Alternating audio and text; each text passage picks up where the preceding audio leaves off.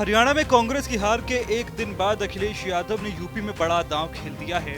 अखिलेश ने यूपी की 10 सीटों पर होने वाले उपचुनाव को देखते हुए 6 सीटों पर सपा उम्मीदवारों के नाम घोषित कर दिए हैं। अब कहा जा रहा है कि सपा के इस फैसले से कांग्रेस नाराज हो गई है। कांग्रेस सूत्रों के मुताबिक अखिलेश यादव ने उम्मीदवारों के नाम घोषित करने से पहले उनसे बातचीत नहीं की। कांग्रेस सपा के साथ मिलकर यूपी में उपचुनाव लड़ना चाहती थी। अखिलेश यादव ने करहल, कटेहरी, मिल्कीपुर, सीसामऊ, फूलपुर और मंझवा सीट पर प्रत्याशियों के नाम की घोषणा कर दी है। कांग्रेस इन 6 में से 2 सीटों पर लड़ना चाहती थी। कांग्रेस के प्रदेश अध्यक्ष अजय राय खुद मंझवा सीट से चुनाव लड़ना चाहते थे। राय हाल ही में मंझवा सीट से प्रभारी भी घोषित हुए थे। वहीं यूपी उपचुनाव में कांग्रेस की डिमांड 5 सीटों पर लड़ने की थी, लेकिन अब अखिलेश ने 6 सीटों पर नामों की घोषणा कर कांग्रेस के अरमानों पर पानी फेर दिया है। कहा जा रहा है कि आने वाले दिनों में अखिलेश कुंदरकी और मीरापुर सीट पर भी प्रत्याशी घोषित करेंगे। सपा कांग्रेस के लिए सिर्फ गाजियाबाद सदर सीट छोड़ने के मूड में है। कांग्रेस की तरफ से अभी तक इसको लेकर कोई टिप्पणी नहीं की गई है।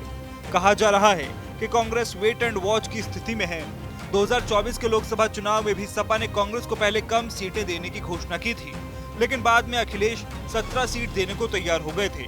कांग्रेस अब बड़े स्तर पर इस विवाद को सुलझाने का प्रयास कर सकती है। यूपी में 2024 में इंडिया गठबंधन सबसे ज्यादा सफल रहा था। हरियाणा के चुनाव परिणाम के बाद से समाजवादी पार्टी के नेता और प्रवक्ता जिस तरह से कांग्रेस की आलोचना कर रहे हैं, उससे स्पष्ट हो रहा है कि गठबंधन में गांठें अब बहुत गहरी पड़ गई हैं। वैसे भी समाजवादी पार्टी का पुराना ट्रैक रिकॉर्ड है कि जिसके साथ भी गठबंधन एक चुनाव में करते हैं, अगले चुनाव से पहले ही गठबंधन तोड़ देते हैं।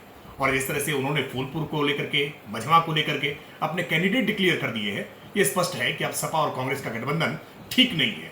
समाजवादी पार्टी उनके साथ अब अपमानजनक व्यवहार करेगी, जैसा अपमानजनक व्यवहार कांग्रेस पार्टी ने हरियाणा में अखिलेश यादव जी के साथ किया था। लेकिन वो गठबंधन करे या ना करे, भारतीय जनता पार्टी अपने गठबंधन के साथ बहुत मजबूती के साथ तैयार है। हमें हरियाणा में जिस तरह का आशीर्वाद मिला है, उससे कार्यकर्ताओं का आत्मबल और बढ़ा है। हम उपचुनाव में सभी की सभी सीटों पर राष्ट्रीय जनतांत्रिक गठबंधन के प्रत्याशी जीत हासिल करेंगे। यहाँ एक सवाल ये भी है कि उपचुनाव में कांग्रेस को कॉन्फिडेंस में लिए बिना अखिलेश यादव ने उम्मीदवारों के नाम की घोषणा क्यों की।